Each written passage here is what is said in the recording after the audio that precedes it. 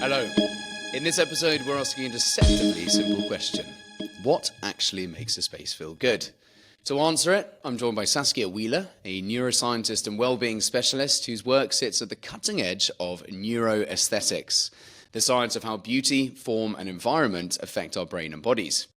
We explore why natural textures soothe us, why harsh cityscapes can leave us feeling depleted, and how light, colour, and proportion can spark anything from stress to serenity.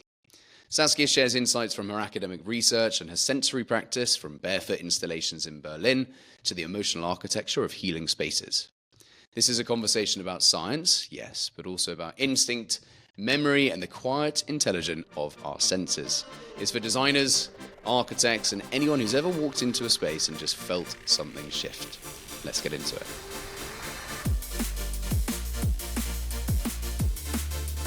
So Saskia, welcome. Thanks so much for Thank you so having much me. for coming along. Yeah, thank you. Well, I've been really looking forward to this one. It's such a fascinating subject, and let's dive right in. So, are you able to give us a little background on yourself and what you do? Of course, yeah. So I'm a specialist in neuroscience and wellbeing with a focus on neuroaesthetics. And neuroaesthetics is the study of how aesthetics across the built environment through design, architecture, and across music, art, and nature, and how interacting with those fields measurably changes the brain, body, and behaviour. This is always like the study of beauty. Yeah, it's study of beauty, yeah. Although sometimes I like to think of it as a study of like strong sensory experiences, because you can also have interactions with artworks that aren't necessarily beautiful, but they still are very like emotionally impactful. Emotive and moving. And so why should people care about neuroaesthetics? When did neuroaesthetics develop as a field as well? Has it been around for long? Was it fairly new? Sure, so it hasn't actually been around for that long as a field, although the study of aesthetics has been going on for thousands of years. I mean, right since Aristotle, the ancient Greeks, and before then. And it's something that philosophers and architects have studied for a long time, how we interact with the built environment and the sort of like the reflexive relationship between how humans and the environment impacts each other. But neuroaesthetics as a field has been around for about 20 years. And so it's very, very new. It's a subdiscipline of neuroscience. It was founded by Samir Zeki, who's a researcher at UCL, who studies how beauty is encoded in the brain. And since then, over the last 20 years... Such a romantic thing, that. It's how beauty is encoded in the brain. I know, it is, Love isn't that. it? Yeah, and now we see like hubs of neuroscientific research across in the US, in the northeast of the US a lot, and across Europe. And it's really evolved into the study of how the arts, across design, architecture, but also music, dance, fine art and drawing, and how that changes your brain and body. Well, it's been a hot topic, really, hasn't it, as well? I think it's like I didn't really hear much about it 5 years ago. Now I think maybe with the advent of, I don't know, sort of Instagram, social media, little trigger buzzwords that get flown around, it actually is, you hear it everywhere. Yeah, absolutely. It's definitely like the last couple of years has grown a lot of awareness of the field. There was a book that came out about 2 years ago called Your Brain on Art, written by Susan Magsamen and Ivy Ross. And You've recommended this, but I've got it on my stack of books. Oh, really? Yeah, yeah, it's brilliant. Slowly It's a great sort of like overview of all the ways in which the current research is going on at the moment, and the ways in which art and engaging with art impacts the brain. Amazing. So why should designers of spaces consider neuroaesthetics? Well, neuroaesthetics, I think, is very important, because I think for a designer, whether you're intending to design a space in a human-centric kind of way, design is human-centric because it's people who perceive the space, it's people who experience it. And so designing for your senses and designing for sensory experience is a really important part of that for the understanding of the space. So how did you, talk us through how you kind of got into it as well? So your background, did you always have a fascination around... I mean, did you study art at school, for example? Did you have parents that were really into art and sort of got you into that sort of curiosity around shape and form and texture? Or Yes, absolutely. So my mum actually is an art director. She and whilst we were growing up, she ran a production company and it produced like fashion advertising shoots. And so I was always in that environment growing up, and it was a really fun environment. My brother's in the art world; he's in an art gallery, and it's something that I've always appreciated, the impact of art and creativity on the brain. And from my personal personal research. I mean, right up and since I was at school and at university, I studied philosophy before doing neuroaesthetics, and I was always interested in perception, nature of perception, how we interact with the world around us, and really just the nature of people and how we interact with each other. And so it was really natural for me to want to study neuroscience and how perception happens in the brain. And that was really, but I've always been interested in art and creativity, and that's what kind of interlinked that. And nowadays I weave it in with the neuroscience and well-being in the broader subject. So talk about, so you have sort of a consultancy practice doing various bits and bobs. You want to talk through the kind of work that you do? Sure. So so I worked as a consultant. I was doing science translation and giving workshops and talks on different areas of neuroaesthetics. Some of it was neuroaesthetics and design, some on neuroaesthetics and music, or neuroscience and music. And now I live in Berlin, and I work for a wellbeing company where we look at how neuroaesthetics is one aspect of wellbeing, but wellbeing is a broader scope. So how things like therapy and coaching as well play into psychological wellbeing.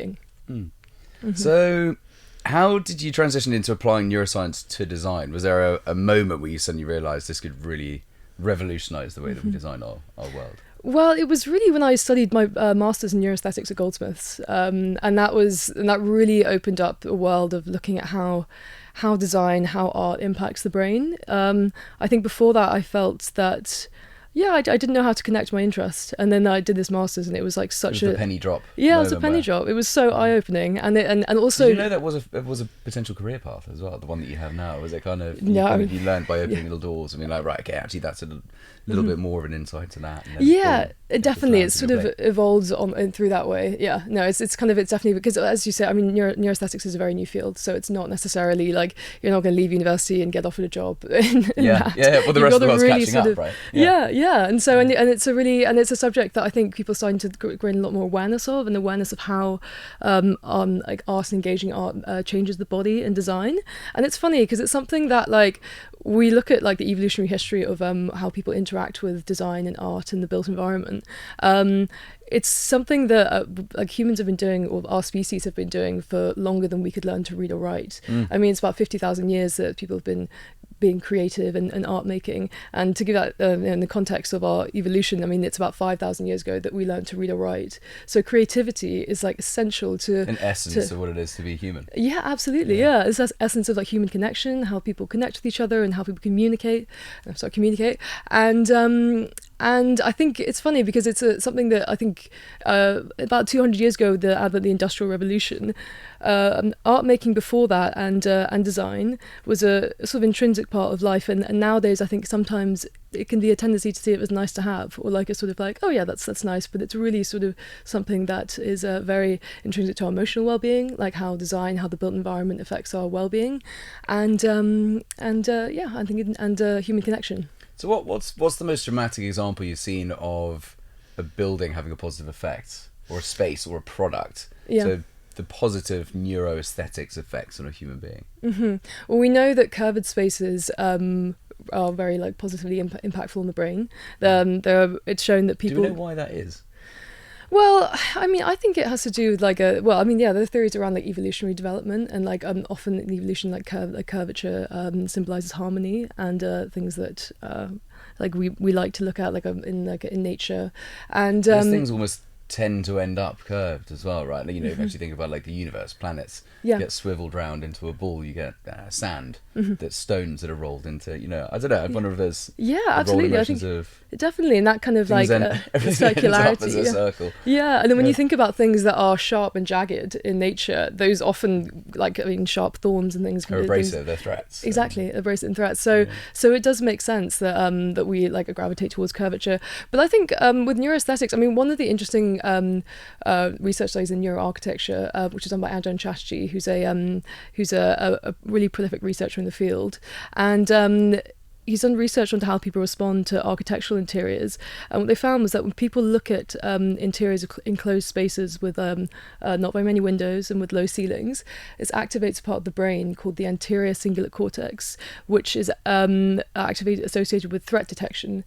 And this area of the brain receives information is received from the amygdala, the part of the brain associated with fear and anxiety. So what that indicates is that it's not only that people tend to prefer open spaces and they tend to not like like enclosed spaces, but actually being in enclosed spaces can affect psychological safety and feelings of anxiety as well. Well, I guess if you think about what are they called? When isolation wards, in prison where you get locked up, solitary confinement is what I'm trying to find. That's like the perfect example of being in a little pressure cooker of an abnormal neuroaesthetics nightmare. Yeah, exactly. You know what I mean? Like a pressure cooker of bad visual stimulation. Yeah, definitely. And of course, it makes complete sense. And when you think about it, you're like, yeah, I mean, enclosed spaces do make people feel that way. But it's interesting when you look at the research and see like this is something that is, encoded in the brain as well. So what's the evolutionary reason humans crave certain aesthetics? Like why do we feel calm in nature but stressed in a sterile office? Well, the reason for that, I think, when we feel calm in nature is because as a species, we've spent far longer in nature than we have done in built environments. The reason people like landscapes and images of, like, for example, bodies of water and mountains is because for our ancestors, those would have been signals of resources and safety. And in the context of how long we've been around, I mean, we've only really had cities for about 6,000 years, and the industrial metropolises that we have now, really for the last couple of hundred years, which is less than 1% of the time that our species have been around. So it makes complete sense that we would feel more comfortable and feel more relaxed in spaces that are open and natural and in nature. But I think when you mentioned on enclosed offices, or I think one of the reasons for that is because people tend to like spaces where there's a lot of openness, and also space for refuge and safety and sort of protection. And the evolutionary theory for that is because So the Savannah Principle, is that the similar refuge, prospect refuge like theory. ones that live for predators. Exactly. Like that, So to be able to see out, so to be able to see if there are predators coming, but also to be able to seek refuge, so that you're not super visible in the sense of people coming to, if someone like a neighbouring tribe were coming to attack you, and that's funny because that is often replicated with how people respond to environments. We know that in office spaces, for example, having that blend of private spaces with large open spaces as well has been shown to be really positively impactful. Nice. Well, how do things like proportion, symmetry, material texture, how do they stimulate the human brain?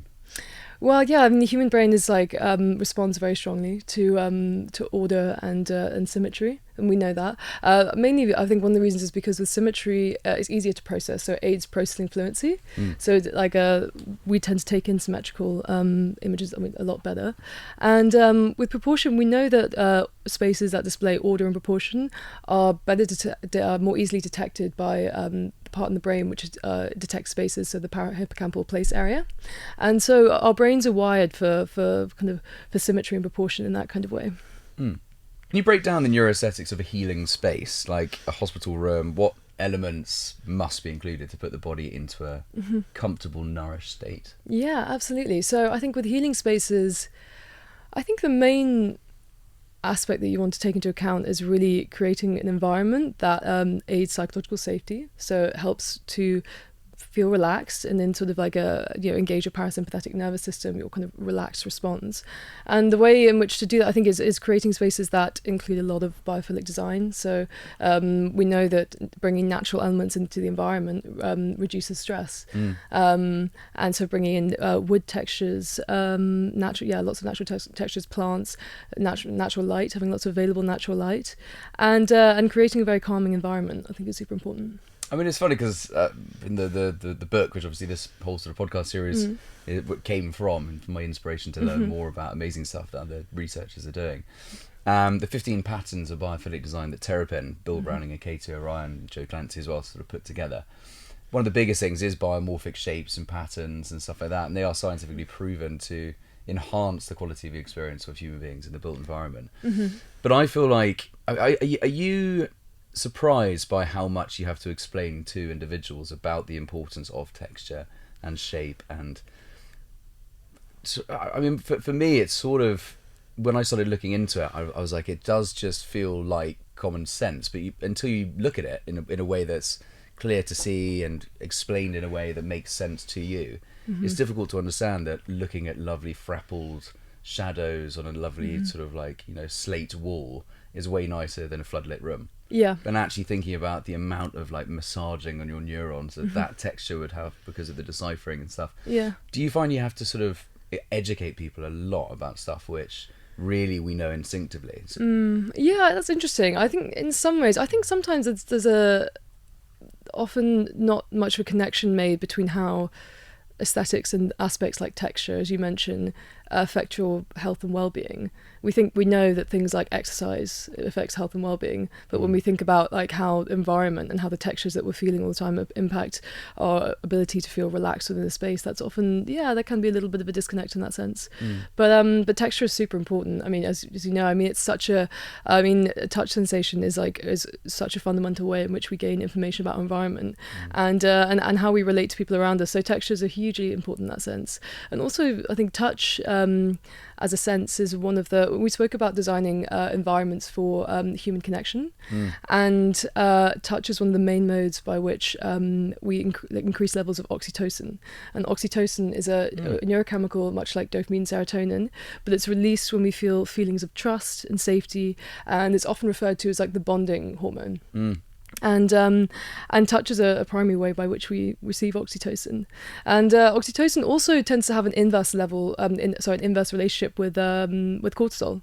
So like when in a lot of cases, I mean, aside from You can be stressed with cortisol levels that are then offset by oxytocin. Yeah. So I guess it's like a stressed child. Yeah. Lots of cortisol and then a parent's touch, and you can soothe, and it's that. Yeah, exactly, because it's that kind of human connection that helps to soothe your nervous system, helps to make you feel relaxed, and textures can be hugely impactful. I mean, that's why soft textures and soft furnishings really can influence how relaxed people feel within a space.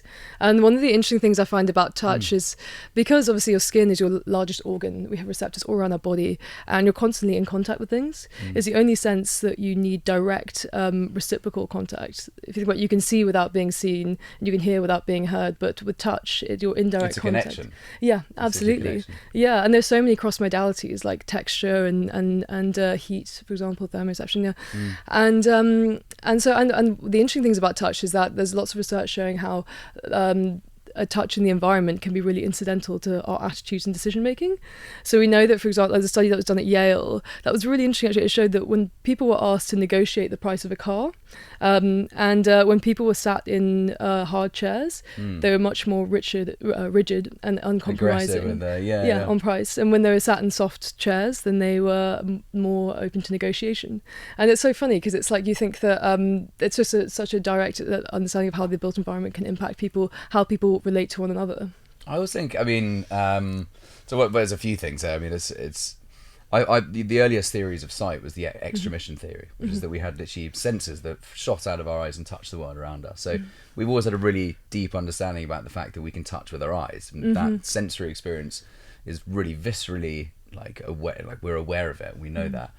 It's interesting to think about places like hospitals where you've got bright blue light, there's no texture, and it's stressful, and it's that sort of like, again, for me, that feels like solitary confinement. Yeah. Everything not natural. But it comes back to this sort of like textural thing as well. You know, if you're in a hospital bed and you end up with that scratchy, itchy paper they put over the top of it, and you end up with harsh, flat surfaces, it isn't nourishing, it isn't nurturing. And this whole idea of oxytocin calming your cortisol levels down, I don't know, I just wonder if there's an interesting connection between the fact that we have, you know, such a deep understanding of our ability to touch the world through what we see, and how much, I mean, can oxytocin be released just through what you see? Like if you're looking at texture, can you get oxytocin from that? You can, yeah. It's released also. I mean, things like laughing, and like there are other ways it's being released, but it's that touch is like a very strong, an immediate visceral way of grabbing oxytocin. Yeah, like through your skin. But there are other ways, and of course, like I think like even how we look at the environment and having interactions with people that make you feel like happy and warm release oxytocin as well. What about like smooth textures? So you know when you get like lovely sort of smooth caves, there's that where is it in? Is it Jordan, where you get those tunnels through the sand dunes of like really beautiful wind blowing tunnels? So those kind of natural soft shapes in nature as well. We like texture. We can see that it lights up the visual cortex more than something that's flat and, you know, uncommentable. If you're looking at something smooth, like a sort of perfectly spherical rock, what's the smoothness doing to us? Is that also pleasing? Yeah, definitely. Smoothness is incredibly pleasing. It creates a sense of harmony, I think, when you're looking in, and cohesion, and I think that's really important for helping to feel relaxed, and smooth edges are, as I mentioned, we know that people like smooth and like curvilinear shapes inside of buildings are associated with approach decisions. So people tend to want to approach and want to walk into buildings that have curved spaces. And is that then more so again than because jagged. it's not jagged? Yeah, because of the prickly thorn or something that might bite back. Yeah, exactly. Yeah. So what mistakes do designers make today when designing their spaces, do you think? Ooh, that's an interesting question. Don't want to put you in the fire line either. Yeah. It's only a designer friend's like, cheers, mate. What mistakes do designers make? I think it's something that has changed a lot in the last few years. But I think when we look at a lot of 20th century design was focused on function and form rather than necessarily how space makes people feel. And I think that it's so important to consider how the space makes people feel, and that's why stuff like quite stark spaces can be not like people feel not very comfortable within those spaces. Yeah. I think it is. I've said it before as well, but like in vogue, whatever's in vogue, everything is. It's like living in a gallery. It doesn't feel like there's much soul in the space. I also find that the craziest is residential, because I get in hotels or restaurants where you have to kind of do a bit of a one size fits all, because you've got every creed, color, gender, age coming into that space. So you need to make it sort of 95% of the population need to be able to enjoy it. Yeah, absolutely. And it also, I guess, depends on the function of like the purpose of the space. Like, for example, if you're creating like a workspace or like an office or spaces for people to work in, I mean, if you create a space that's like based purely on function and functionality, in many ways you're implying that the people occupying that are going to be there for function and functionality as well. And so, like, and especially in workplaces, if you want to create a company culture where for people to innovate and to progress and like be creative, you need to have that infrastructure in the environment as well. You also bring them under the wing and be like, so okay, like you're safe, this is nurturing, this is safe, you're maximizing your comfort, so you can get on and feel you're protected, so you can go and focus all your energy on everything other than a threat. Yeah, absolutely. And helping to create a space that's like warm and create a sense of belonging as well, and like and I think spaces for humans to connect as well, because if you're thinking of workspace environments, I think workplaces are in many ways essential places to convert, because, or like to design well, because it is a space for people to connect and a space for innovation as well, and innovation and progress. And I think if you want people to be inspired at work and be innovative, you have to put them in an environment that's inspiring to be in. And also relaxing, as you say, and like kind of creates the conditions for people to thrive. That grounding, kind of open mind approach. What about, so there's a lot of materials being made out of plastic, and obviously with the sort of pollution crisis, would we easily be able to check plastic materials against wood and see a difference? Like, do we easily clock something that's artificial, or can we look at a plastic object and still find beauty in that? I think you can still find beauty, but what's interesting is that there's research showing that when people come in contact with plastic surfaces, so when people come in contact with plastic surfaces, this can increase blood pressure, whereas this effect isn't seen when people touch wood surfaces like cedar wood, and similar with cortisol. And so we know that like coming into contact with natural wood materials, I mean it does make you feel more calm and more relaxed, and that's related to, I guess, like evolutionary origins. I mean, there was no plastic in the in the jungle, or in the spaces that we evolved the pyramids. in. Exactly. No. What about, I mean, so one of the big things also is like grounding. You know how there's a craze going around where they do a thermal imaging camera on a human being where they're just sort of standing on their trainers, which are plastic insulated, and then you take them off and you put your feet on the ground and you literally see that sort of electricity disappear, that current. Do you think we need to be doing more of that? Do you think that actually, like, that we are in too much of a plastic world? Are you going to walk around in wooden clogs? Like, what's your take on how far artificial materials have come, and do you think that's stripping back the true beauty of what it is to be alive? That's interesting. I think that grounding has been shown to be really beneficial for your nervous system, and especially with like natural materials. I actually did an installation on this last year on working with a team, and we were looking at the cross-modal effects of sound and touch, specifically with natural materials. So we created an installation with about 20 different kinds of natural materials, things like sand, water, right through to like coconut husks and banana fibers, which is it was a great thing to be a part of, and we wanted to understand how the sort of contact of like people walking barefoot through these materials. We had microphones going through each of the different materials, and we wanted to understand the cross-modal interaction between the sound and the touch of people interacting with them, and which ones people liked, which they didn't, whether the experience helped them to feel more relaxed and more grounded, and it had a super like positive effect on people who felt really sort of calm and relaxed afterwards. And so I think grounding and being in contact with natural materials as much as possible is great. I mean, obviously, living in cities, it's not exactly, you're not going to be walking down the street without shoes on. I honestly did that. I did that the other day, where I was like, oh, we'll take the dog out for a walk. And it was the first really hot sunny day last year. Yeah. And I kicked my shoes off and walked through Hackney Downs. I was like, that's going to be heaven. Just kick me, get my grass on my feet. I did like 4 steps. And I was like, this grass is not something greasy, pollution, stuff like that. I actually saw there's a time lapse. I can't remember who shared it. I think it was on LinkedIn. There's a time lapse of Manhattan and the evolution of it over the last 100 years, whatever it may be. And it was actually disgusting how quickly, it goes 10 years, 10 years, 10 years, 10 years. And it just, this beautiful landscape just obliterated by, is it Rihanna that calls it the concrete jungle? Sorry, probably have to cut this as a proper side side. Yeah. You know what I mean? It's like, so New York is like the concrete jungle. Like it is just like a different. It shows how far. So concrete jungle. Yes. Okay. Where dreams are made of. Yeah, of course. Yeah. But it is actually like that term now. Like we're aware of the fact that it is now.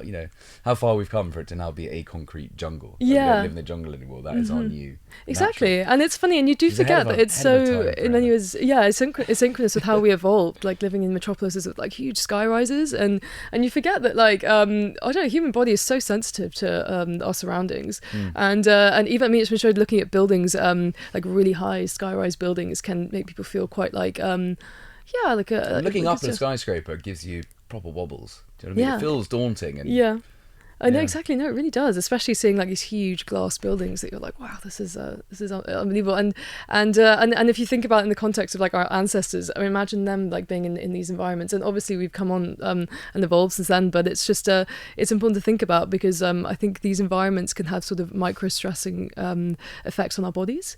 And we know that people who live in cities tend to have higher cortisol, and which is not surprising. Like being with the environment that you live in, how fast paced it can be, and. So I think skyrise is it's an interesting thing about a modern world, really. And I think it's something that often people really forget about, like how taxing on your body cities can be, and why like a natural environments can be so restorative in that sense. I mean, it's like the attention restoration theory that urban environments can be cognitively depleting, whereas natural environments, the reason we like natural environments and we feel calm and relaxed is because it can be really restorative, like and cognitively, and it can sort of give you energy in many ways. Well, I was reading a book the other night which was saying that the difference in happiness between being in a city and then going to the countryside and just being in amongst nature is the equivalent difference in sort of like they sort of tested the hormones, is the difference between being on your own in a pub or bar completely isolated and seeing people around you,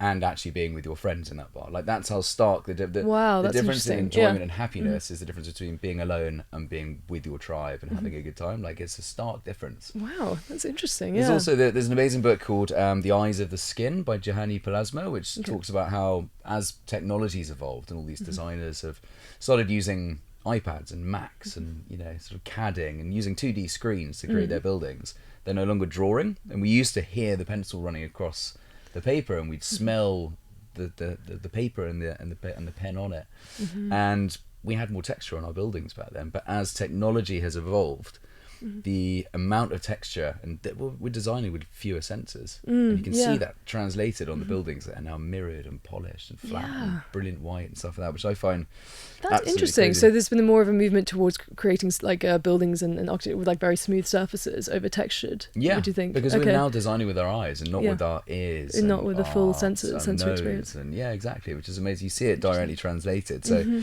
even the way that we're designing, I think, is an interesting. Yeah, well, that's an interesting thing, because I think that kind of in many ways speaks to like the wider impact of technology on the body. I mean, like there's a strong correlation between like Gen Z or like a younger generation who grew up with smartphones stuff like that and having higher levels of anxiety and depression. And you can kind of understand it, because I mean, when you're using technology, when you're using a smartphone, you're really just engaging your audio-visual and like short-sightedness in terms of the senses. And you know, I mean, humans are, you know, we were designed to live in environments with people and have in-person connections, and so in many ways it can be sort of like sensorily like not like limiting, or like in some ways and kind of like scale back a bit. And so it's kind of no wonder that is an effect. And that's why I think like things like digital detoxes and being in nature and being in like environments and with lots of biophilic design that are so important now, especially at this time, because of the impact that tech is having on our body and brain. Well, it is cool, because I do think there is a quiet revolution happening with regards to biophilic design. Sort of, I picked up on it maybe 4 or 5 years ago. And I was like, this is really cool. And I started gently inquiring about it, and then lockdown happened. And I was like, this actually is crazy, because I'm locked in my flat, my light's dimmed down to 20%, it's brilliant white, I hate it, and it's just intense, and all I want to do is go out of that window. But Big Boris said I couldn't. So I was like, right, what am I going to do? And it really catapulted. And I think a lot of people had that. You know, the sales of houses in the countryside soared. Yeah, absolutely. My auntie's an estate agent in the countryside, and she literally couldn't get houses quick enough because people were just biting a hand off at 20% higher, you know, all this kind of stuff. But the I do find it wild that there is this quiet movement of people acknowledging the fact that we need to start bringing nature back indoors. And I think again, I think it should have. I mean, have you found that COVID has helped push on the study of neuroaesthetics? Have people become more interested in the environments they're living because they were contained within that for so long? Yeah, absolutely. That's a really interesting question, actually, whether like COVID impacted. I mean, there has been like a strong like awareness and like exposure of neuroaesthetics in the last couple of years. I think the field has also like come on so much, because I mean, it's a very young field relatively, and so I mean that's one of the exciting things about, you know, like being in the field of neuroaesthetics. There's always new research coming out, and I think that is very true. I mean, I definitely think the last 3 or 4 years since COVID, and like it's funny how it took a situation for people to be in like extreme kind of like social isolation, or like that made people realize the value of like in-person experiences. I think also like the way in which tech has evolved since then, like social media accounts like TikTok and the addictiveness of technology, and so I think that's also played a role as well. So how do materials matter? For example, why does wood grain soothe us more than plastic, even if both are aesthetically pleasing? So if we sort of walk through looking at an object, 2 objects, wooden block, plastic block, how are we deciphering it? What's going on in our mind, and how are we finding joy or not? Yeah, I think I think it has to do with the fact that like wood is a natural material that's found a lot in nature. I think, and plastic is it's a very new material. But I think it's interesting actually. There's this interesting research showing that when people were doing visual attention tasks, so like assessing that their attention was better when they were in, say, cedarwood huts versus being in resin huts. Whether that was fully to do with the sight or also the smell as well could have also impacted that. But interaction with wood and natural materials really does it's associated with lower cortisol, and artificial materials like plastic can increase blood pressure, as we spoke about before. So lighting's huge in interiors as well, and obviously me being a lighting guy, that's a sweet spot for me. But how can we use it to make a room feel safe or stimulating, and what's the advised ways of bringing a space to life neuroaesthetically? Yeah, lighting, I mean, obviously, is super important. I feel like, you've written a book on it. I mean, I think in the most sort of like neuroaesthetic way to design the space, I think would be to design with lighting that is evocative of the time of day it is. So like, in the morning we know that obviously the sun is highest, and in terms of natural light you get a lot of blue light in the morning, which stimulates production of cortisol and gives you in many ways that kind of get up and go for the day. And as the day moves on, it moves into sort of green light and a cooler orange and like red light, which helps to move the body or like into more of a parasympathetic state.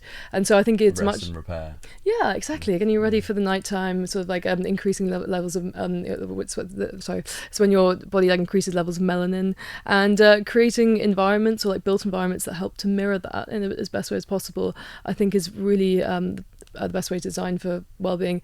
But I'd be interested to hear your thoughts on this, because this is your topic. But I was sort of thinking of it from a neuroaesthetics point of view. But like, what I find fascinating is they've done studies where they put people in MRI machines, and if they are looking at a complex object, the visual cortex lights up far more. So the neurons fire away, and there's objectively more electricity, more pleasure being generated in the brain. If they look at a simple object without much texture or depth or aging or anything like that, it doesn't really fire up that much. So you can see in real time the brain igniting when you have all these natural fractals, and we can talk about fractals as well, right? So the natural patterns found in nature, like I think there's 5 fractal patterns or something, and basically they're the mathematical building blocks of everything from the cells in a leaf right up to the rings of Saturn. So fractals, what's kind of going on there?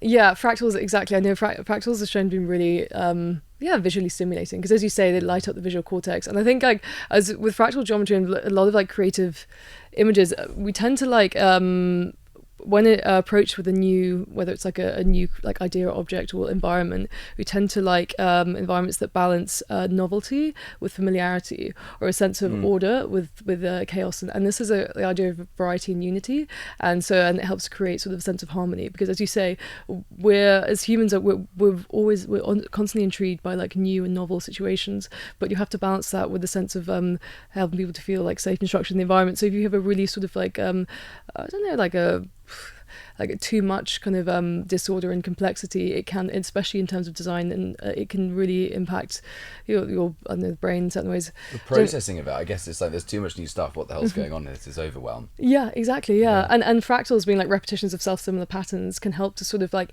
spark that like visual intrigue and peak salience. So we tend to be very attracted towards fractal imagery, because it sort of balances that order and complexity, that kind of like the sort of the intrigue and the kind of like but with a sense of order as well. So we attracted to fractals because we found that they're the building blocks of nature. So we've seen it for so many years. It's just a familiar pattern that kind of makes us go, familiarity.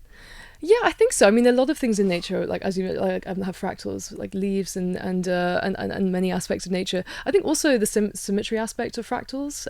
We know, as you mentioned earlier, that the brain it's really finds symmetry very easy to take in, and we're very attracted to symmetrical shapes, and so I think that's definitely has a role to play in it. I mean, fractals are very interesting, because we know that, for example, artworks that describe fractal imagery are associated, like it when people look at them, associated with high levels of alpha activity in the brain, and alpha brainwaves is a middle band brainwave state which can help you feel like relaxed and calm, but it's also a helps to meditation state, isn't it? I think when you go to meditation. It can be meditation. I mean, sometimes like theta as well, like it can be a meditation, but alpha state, of course, and it's also associated with the ability to get into flow state, so that a state of sort of like I guess like unparalleled attention, or like immersion in what you're doing. So how would you design a room to get people into flow state using neuroaesthetics?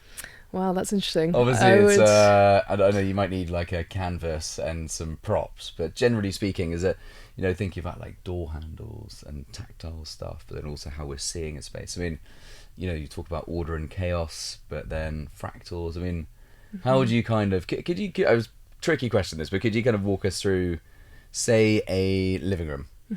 How would you potentially dial up the neuroaesthetic balance of a room so that designers can make a richer experience for human beings in that space? That's interesting. I think I would you have to balance that sense of order within the room, and like structure, and not having too much stuff, too much clutter, which can clutter up the brain, but also having a sense of things that spark creativity. So, I mean, if I was designing it, I would probably look at like in a very like multisensory way. Obviously, I think about the kinds of audio that you'd want to put in, that maybe even creating audio states that are like very calming, relaxing, that can help you get into a state of flow. I'd also put artworks on the wall of like fractal imagery that is quite relaxing, or even imagery of Can you give us an sand. example of natural fractal imagery that we find relaxing? I probably Like a would have like wave like water or sand. Yeah. We know that the sort of the fine textures in sand, or like for example, like hands like moving through sand, can be really relaxing, and It's water like especially. ASMR for the eyes. Yeah, exactly. Yeah, and like water and watching lakes and like waves moving very like steadily can also help to sort of create like a very calming state, and almost like a meditative state in some ways. Like so I think I would I would do that really. Nice. So can lighting alone make a low budget material feel luxurious? That's an interesting question. Well, I mean, depends. I think if you're like in a room with it, then you would probably be able to tell. If it's for a shoot, then maybe. Yeah. But like, Well, I guess what I'm asking is more like, you know, how important is colour in how important is texture can change the color in many ways. Like I mean, think of velvet, for example. Like a color can change like based on the texture of the material. So I think, I don't know. For me, I think that texture is like intrinsic to like color in many ways. And I don't know, it'd be interesting to hear your thoughts on this. But often when people talk about, like, I mean, there are certain colors that help to stimulate creativity and things like that, but you also have to think about the tonality of the color, because it's not like if you put a block color on the wall, it's like, I mean, so there's so many different kind of components to color that I think affect how people feel. Colour psychology for me is another, I mean, neuroaesthetics and colour psychology visually are the two things which I find most fascinating in terms of research fields, because one is about texture and one is about wavelengths and the colour response, and they're both so closely interlinked. There's a woman called Karen Haller who we will be getting on the show at some stage, and she's a colour psychologist, and I can't wait to have a rummage around to understand the emotional responses that we all have to different wavelengths entering our eye. But as you say, it's a huge interplay. I mean, Dr. Shelley James, who was sort of the person we started off on this adventure, and we sort of brought her into the industry as a side-by-side webinar thing, has this expression of the interplay really being between surface, texture and colour. That is what light is all about. So I guess yours is very much texture and surface and the colour as well, I guess. But colour theory, I guess, is maybe a little bit more nuanced in the way where it's actually looking at the wavelength. So yours is a combination. What do you think? Because how important is colour to neuroaesthetics? I mean, colour is very important. I think it's like incredibly, I mean... How would you use that to sort of, you know, enhance the beauty of a space or an object? How can colour come different kinds of colour? I mean, it depends on the surroundings, but I think colour can be hugely impactful. I think it depends, and the functionality of the space. Like if you're wanting to create a space that's like we mentioned, healing spaces or spaces that are like meant to be quite calming, then I think using colour in the right kind of way is really important, and not creating an environment that's too like sensory, that creates sensory overload. But that complexity as well, you kind of need to...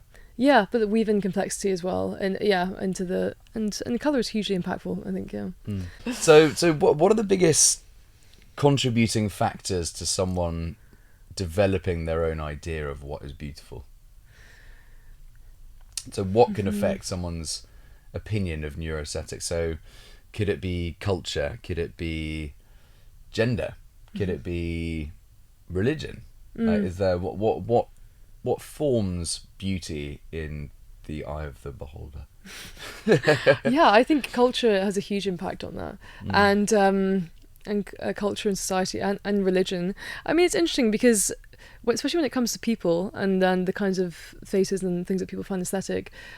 We spoke about evolutionary theories earlier, and it's often the case that when the things that people find aesthetic in people are also signals of reproductive fitness.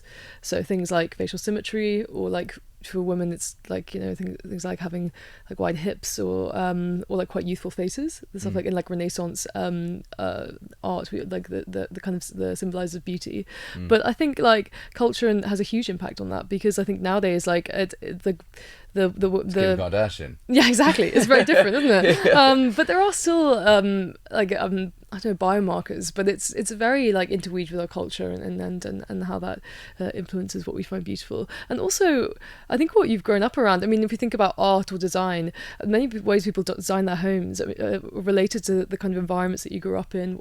I mean, what your parents liked, maybe you like what they didn't like specifically, or like. So do you think people would then, if you've grown up in a city, and you meet someone that's come into the city and they've grown up in the countryside, and they come in, presumably they would find it tougher to find the beauty within the city.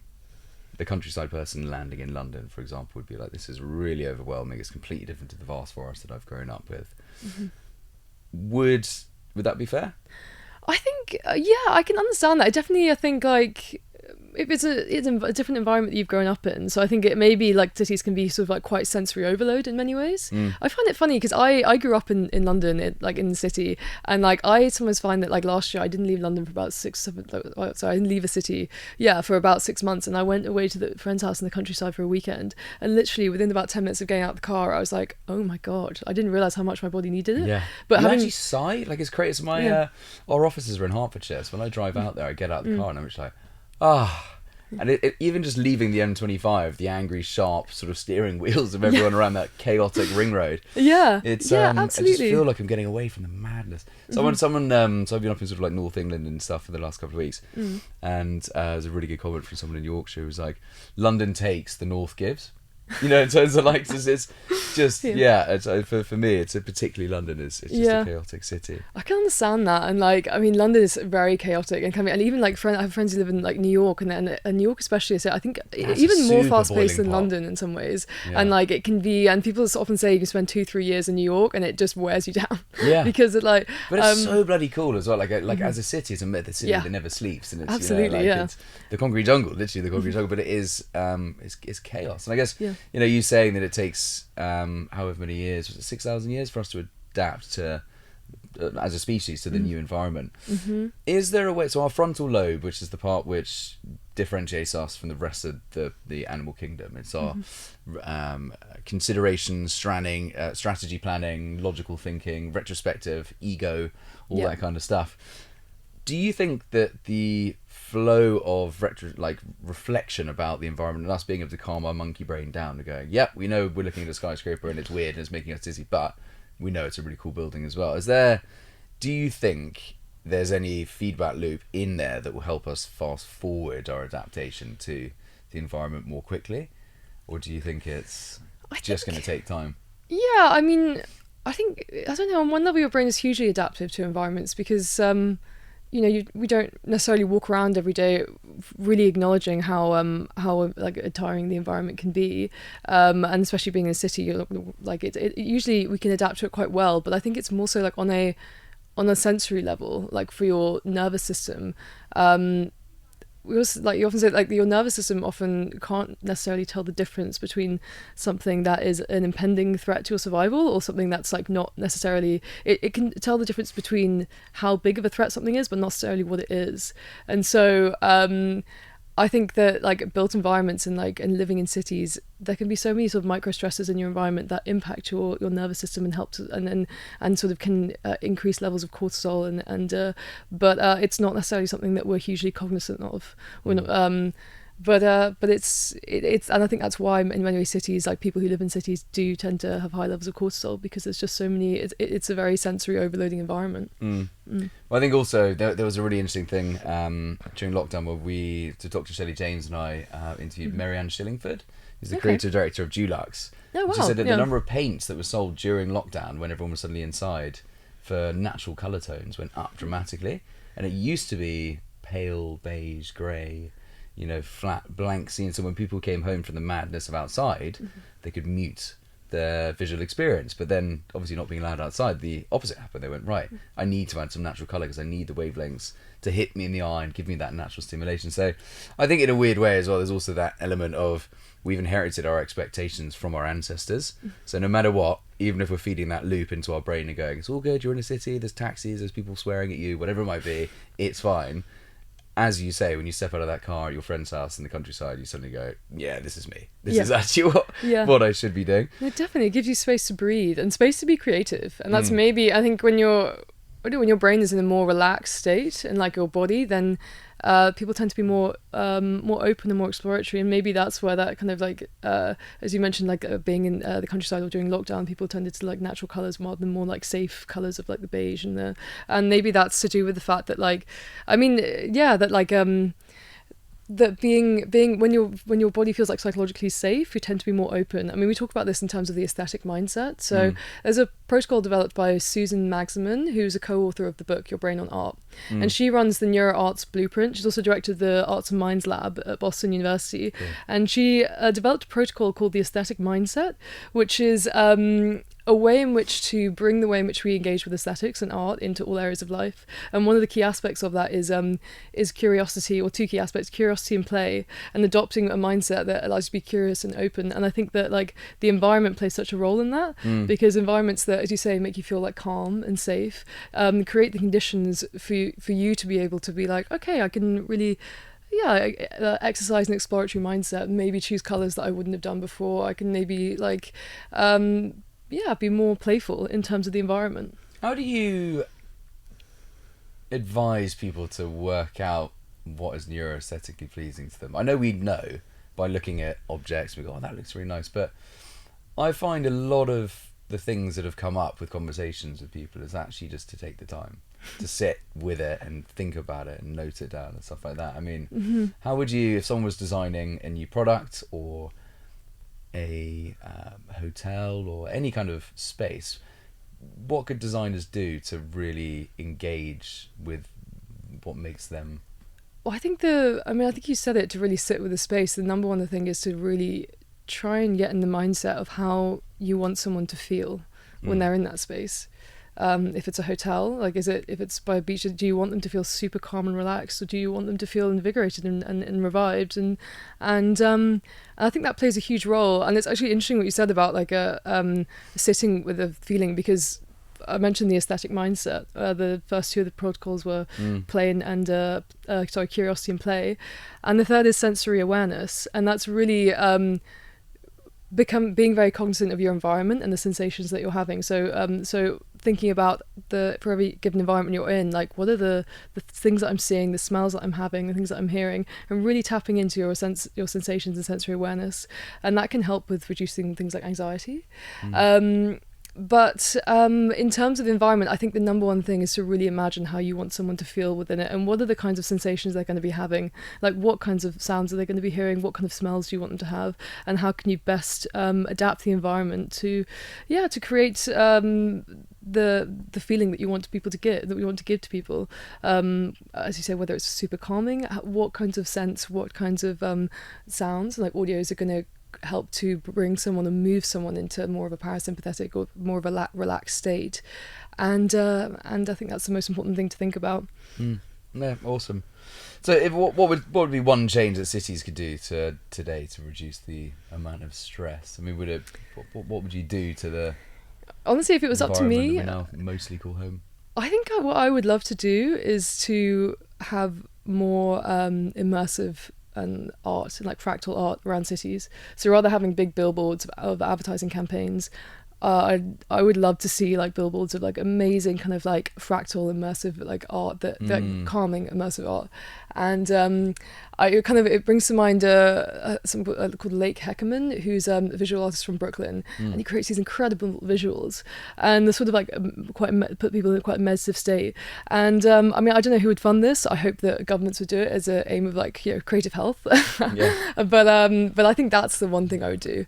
Obviously, in an ideal world, I'd have cities like filled with like bodies of water and like greenery and parks.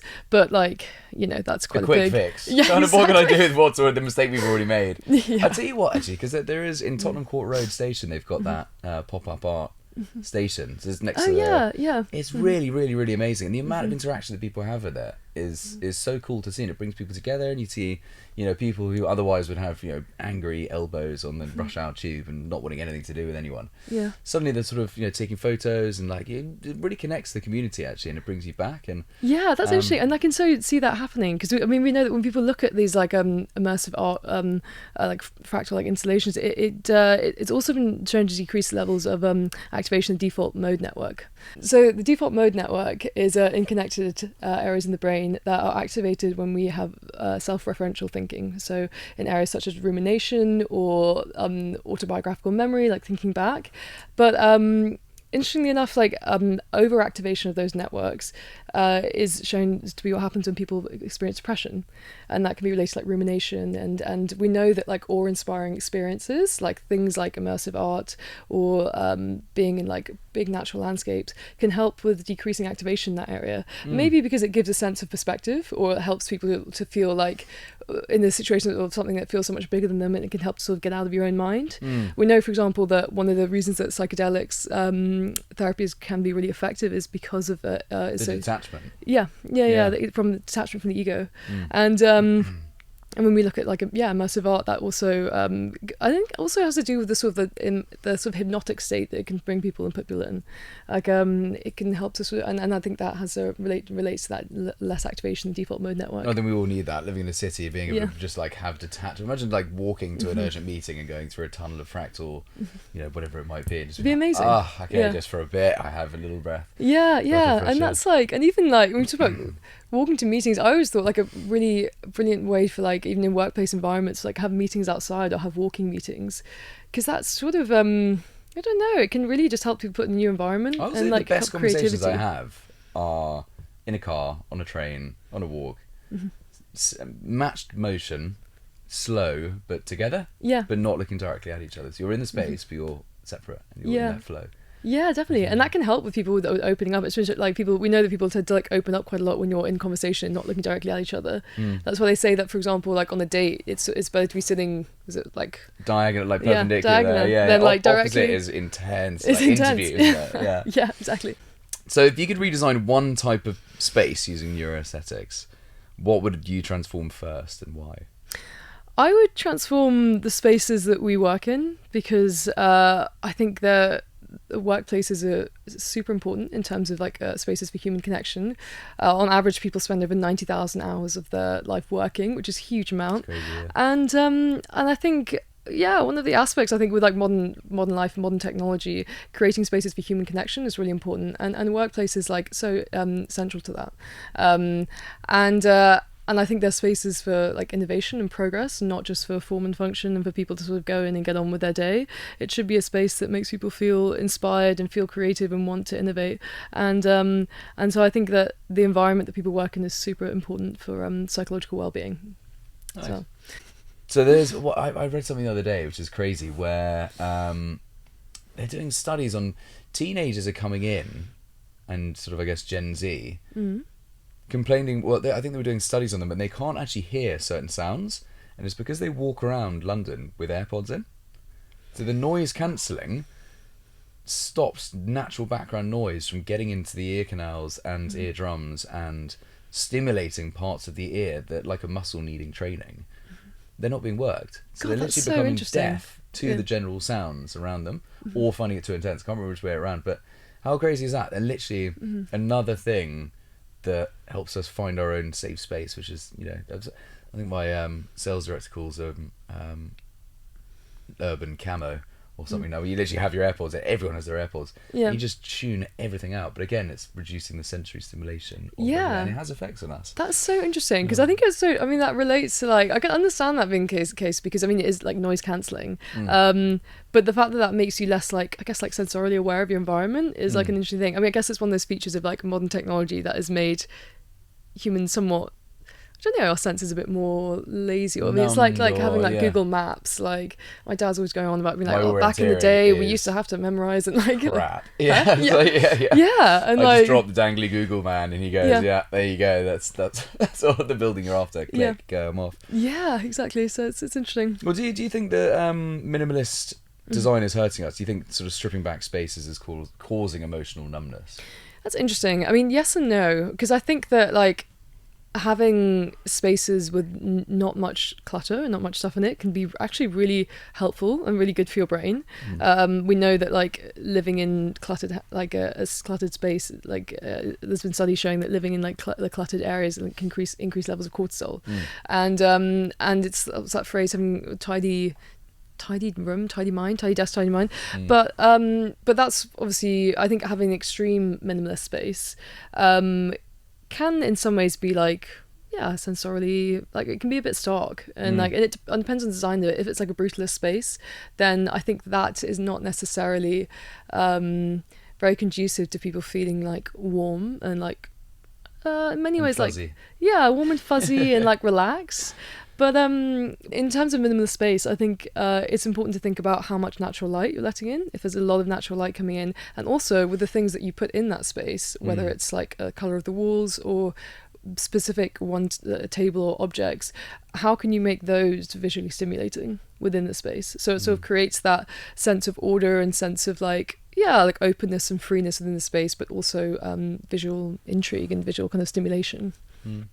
What's the neuroaesthetics behind the new electric cars? Because I think they all look horrible. Do you mean like Tesla cars? Well, I think Teslas are actually okay, but things like a Prius? Is that no? That's a hybrid. It's a hybrid, but so like Polestar and like the new electric Volvos and stuff like that. Everything seems to be getting more plasticky, more flat, more block, more futuristic. Yeah, I don't like it. I don't know if it's because I'm like I'm talking like sounding my age, but I don't know. It just feels like neuroaesthetically the future. I mean, if we look at it like that as well, actually. So all people at some stage suddenly go like, I don't like it. The old days were better, right? And all the new stuff coming through.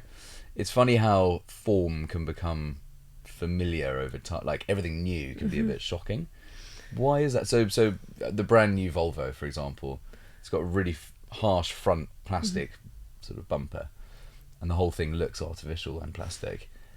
With that, in 5 years' time, when we look back at it, it always ends up looking a little bit more natural and familiar because there's probably even more progression in how artificial it's going. Why is that? Is that just familiarity, or? I think familiarity. Futuristic stuff always ends up becoming neuroaesthetically pleasing. But I guess it's tricky, isn't it? Because sometimes you look at like smooth edges and the kind of and the smoothness of that, and it can be quite like visually, I don't know, attractive to the eye. But then things that look very futuristic are also very asynchronous with how we like the things that we're used to in terms of what we evolved to kind of to space we evolved to spend time in. And so I think I haven't actually seen those cars, but like I would like to see them to see what they look like. But I can kind of imagine it. But yeah, I mean it's funny. It's like how creating cars with you know how they say like the front of a car looks like a face, and if the ones that look quite like block and quite scary, people tend to not like as much or see it. It's funny how people like anthropomorphize objects. Jeremy Clarkson was always really good. There's a BMW X3 I think which he said looked like a teenager with braces because it's just like that, and you really I can't unsee it now. So. And it's and we as humans tend to like if there's a like see if there's a how am I saying this? If there's an element of like anthropomorphizing it, and if it seems scary, then you'll create the association in your brain of being like, oh, that is like, I don't feel like, I was like, I don't know, I don't like that as much in some ways. But that's the patterns, isn't it? So looking at clouds and being able to make faces out of them or shapes, or very much. Or the moon. I often see the moon smiling. Yeah. So do you think AI has a part to play in making our spaces aesthetically more beautiful? Yeah, that's an interesting question. I mean, I don't hugely know how the latest like AI technology for architects or designers specifically and how it's being used, but I was thinking about this in terms of like human imperfection and the role AI has to play. And it's funny because when we think about artworks, really good like specific area to focus on with neuroaesthetics, because that really is the difference between human instinct and can they do that. It's such a human thing. And it's funny because like humans sometimes quite like imperfection design because it signals that it's been made by a human, and it's like similar how like the studies on AI and art that show that people tend to like AI art less, not surprising, and mainly because there's less perceived effort and less authenticity. Again, not surprising, but I There's think no real story behind it. You know, Yeah. you're not going to have like an iPad cut its ear off and draw some Yeah. sunflowers. It's Exactly, and with artworks especially, I mean, often the value we attribute to an artwork, or like the interest, is related to like the maker and who made it, and the context around it, like what was going on at the time it was made. But that's why it's interesting when you think about design and architecture, because in many ways, like, design is, I don't know, it'd be interesting to hear from your point of view from lighting design, but like when you're designing environments and in architecture, you do want kind of specificity and precision. Like, an architect isn't going to be like, oh, it's roughly these measurements. You'd be a bit like, okay, well, yeah. and so I don't quite know whether the AI might be able to design. I'm sure if you could ask an AI design an environment, that would be the perfection of like biophilic design, or like what would be most I don't know, like done a designed environment to for like psychological well-being. It could do it in a way that's very perfect, but whether that would be the right way to do it, I don't know. Like, in a I weird think, way, if I walked into a building knowing that it had initially been designed by AI, I wouldn't have the same emotional connection to it. If Yeah. I knew the story behind, you know, when you get to know anyone, right? So you get to know your plumber, your whatever it might be, your mechanic. You end up having a real, that's just human community and that kind of stuff, and that brings richness to it. So, you know, we've worked on lots of projects as lighting manufacturers, and when we, you get to know your lighting designer, you get to know the architect, you get to know the builder, you get to know the client sometimes, and sometimes, even if it's like the stonemason who's doing like amazing chiseling live on site, and you see that, and you're like, I saw that happening, and it's that whole, yeah, if when those people are around a table designing that and then actualizing it and then installing and then polishing, if it was fundamentally just designed by a robot and you go, right, we'll just get people in, and it would be probably some like well-oiled machine app that would incorporate timelines for everyone, and it just I don't know, I wouldn't connect to the space as much. We need society to add the sort of feeling of connectedness into the space. No, definitely. I think it's super important, like, to have that, because as you say, like, when you're gauging, like, whether it's like I don't know, architectural design, like looking at the understanding like who created it and the context around it is super important.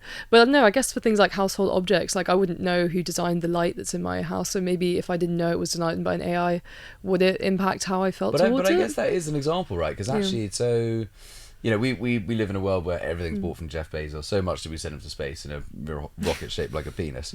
So, but for me, if I end up going and getting that trinket from that holiday where I was really, really interested in what the person selling it at the stand was about, and the story, and they'd handmade it with their family, whatever it might be, that has a special place, and I get more emotional enjoyment from that in the built environment. So I don't know, it's interesting to think about the story you have from the human behind that product. That actually adds an extra layer of oxytocin or whatever it might be. Yeah, In absolutely. the environment than something that Jeff has sent you in the post. Yeah, it contributes to the value of it for sure. Like, it kind of like you Can it change the neuroaesthetics, do you think? Well, I guess it's kind of the processing of. I think it definitely does, because as you say, like, a part of like aesthetic experiences is the meaning and like the like context around that experience, or like and so having an understanding around about artworks, like who made it, the history around it, the context is super important, and it definitely influences the value that we see in it, and the like how much value we attribute to it. Amazing. Yeah. So what's one thing people can do tomorrow to neuroaesthetically optimize their home or workplace? Yeah, this is a really interesting question. One thing that people could do, for me, it would be, if it was for me, I think I would like go into a space and really think about how the features of that space make me feel. Like, what are the colors, what are the environment, like what are the sounds that I'm hearing, and how can I mean, similar to how I said design advice to give to like architects and designers, kind of put yourself in a position of sensory awareness. I mean, there's other things like increasing the amount of biophilic design, like having plants, think about how much natural light you're letting in, and those aspects are really important as well.